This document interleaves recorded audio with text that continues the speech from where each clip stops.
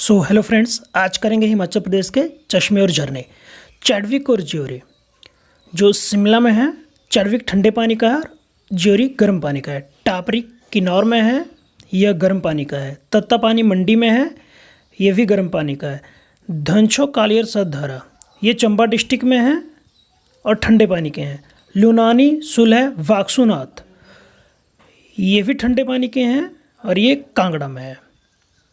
जो भी फ्रेंड हमारे चैनल पे नए हैं, please subscribe our channel. Thank you.